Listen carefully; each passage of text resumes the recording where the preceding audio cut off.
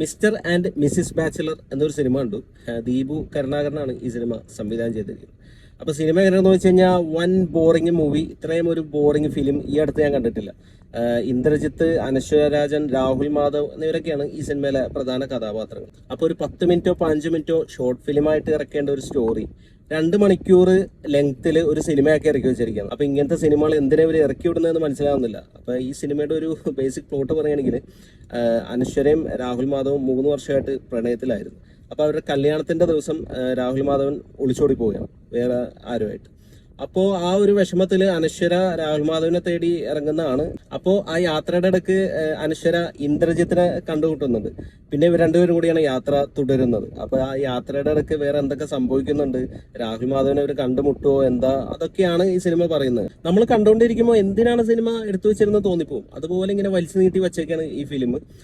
കുറെ cringe dialogues, cliché scenes, കുറെ comedy കാണിക്കുന്നുണ്ട്. കോമഡി ഒന്നും വർക്കാവുന്നില്ല. പിന്നെ കുറെ സോങ്സ്, അങ്ങനെ എല്ലാം കൂടി മിക്സ് ചെയ്തിട്ട് ഒരു അവിയൽ വരുമ്പോൾ ഒരു മൂവിയാണ്. ആക്ടേഴ്സിന്റെ പെർഫോമൻസ് പറയാനായിട്ടും ഒന്നുമില്ല ഈ ഫിലിമിൽ. ഇന്ദ്രജിത്തും അനശ്വരയൊക്കെ എന്തിനാണ് ഈ ഫിലിമിൽ അഭിനയിച്ചതെന്ന് മനസ്സിലാവുന്നില്ല. ഞാൻ ഒരിക്കലും റെക്കമെൻഡ് ചെയ്യില്ല ഈ ഫിലിം. നിങ്ങൾ പണിയൊന്നുമില്ലാതെ വെറുതെ ഇരിക്കുകയാണ്, ഒരുപാട് സമയമുണ്ടെങ്കിൽ ജസ്റ്റ് കണ്ടുനോക്കാം ഈ സിനിമ. മനോരമ മാക്സിലാണ് ഈ ഫിലിം സ്ട്രീം ചെയ്യുന്നത്.